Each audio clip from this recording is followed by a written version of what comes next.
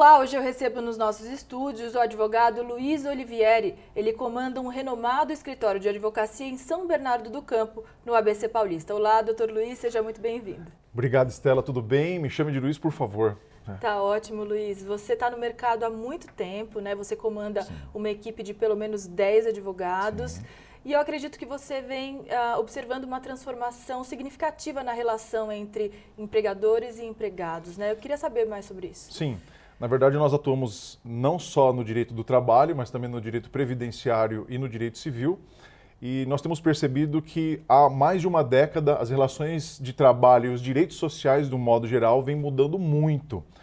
Ora pela mutação das formas como o trabalho é ofertado e prestado, e também por conta da quarta revolução industrial, que vem fazendo com que as crises entre capital e trabalho venham se acentuando um pouco mais. E sobre a quarta revolução industrial, acho que os trabalhadores, em geral, eles têm que se adaptar cada vez mais, né? E quem não tiver ligado nessa revolução vai estar fora. Sim. Eu tenho feito um estudo muito específico sobre esse tema. Aliás, eu tenho até um curso sobre isso num canal do YouTube que eu disponibilizo lá. Toda essa polêmica envolvendo a quarta revolução industrial, né?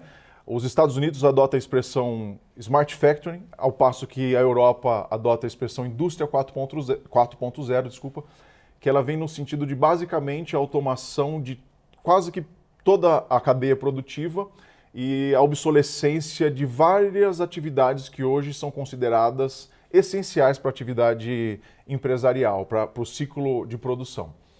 Os trabalhadores, na contramão disso, infelizmente, ainda não têm internalizado essa necessidade de se atentar para esse fato, de se atentar para o fato de quais são os impactos que a indústria 4.0 ou a Smart Factory tem no mundo do trabalho. E isso é muito preocupante, na medida em que fechar os olhos para essa realidade pode fazer toda a diferença na manutenção ou não da sua atividade remunerada e na subsistência própria e da sua família. E comparando o Brasil aos outros países, você acha que o brasileiro está ainda atrás de outros países? O brasileiro não está olhando para esse futuro tão próximo? Em partes. Alguns segmentos produtivos eles estão bem antenados, até porque eles são mundiais. Todas as áreas que envolvem criatividade e tecnologia estão bem antenadas com o cenário mundial. Mas a grande maioria da população ainda não se atentou para nada disso. Ainda se vive com aquele conceito de que a pessoa vai iniciar uma carreira e acabar a sua vida profissional nela. Isso hoje não funciona em nenhuma hipótese. E num futuro muito próximo, ouso dizer aí 5 ou 10 anos, esse tipo de prestação de serviço não existirá mais. E se existir, vai ser considerado ainda mais precário. As relações de trabalho, da forma como nós temos hoje, vão mudar muito rapidamente, tá? E a lei tem que mudar, então. Juridicamente, como equilibrar essa relação entre empregador e empregado? Então, já no Brasil há um avanço bem significativo da mudança da legislação trabalhista, previdenciária e civil, propriamente dita. Não consigo ainda te dizer com precisão se é o melhor caminho que o legislativo tem adotado. Particularmente, os impactos disso nas relações de trabalho, por hora, são bem negativos, porque não há, ao invés de fazer uma tutela do Estado para beneficiar aquele empreendedor que gera uma mão de obra com a diminuição da carga tributária, por exemplo, que é o enfoque que mais tem que ser dado abordagem, passa a se jogar toda a responsabilidade pela ineficiência do Estado nas costas desses dois atores sociais, empregados e empregadores. E qual seria o papel do Estado nesse caso, doutor? No meu entender, o papel do Estado seria de fomentar o exercício da mão de obra remunerada.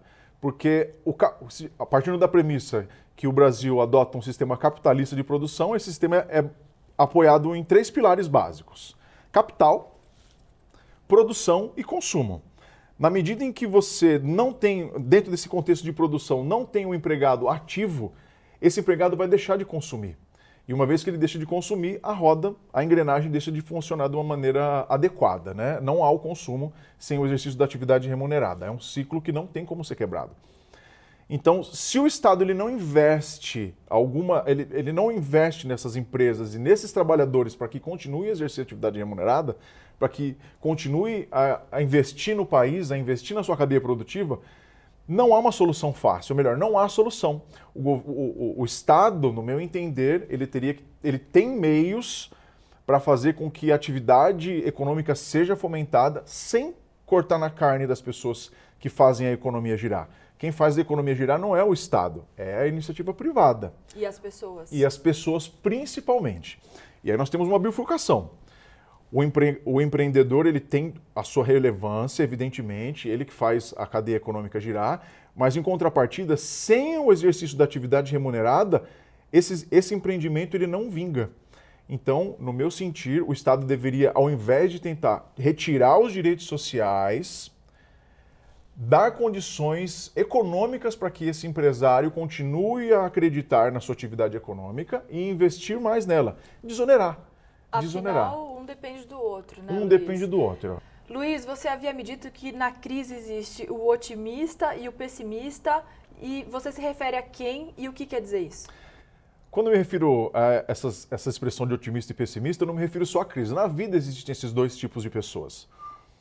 Agora, o otimista ele vai tentar observar o cenário em que o mundo e o país está inserido e o contexto social que ele está inserido, e ele vai conseguir discernir quais são as ferramentas e o que ele pode aprender com essa diversidade e daí tirar algum proveito.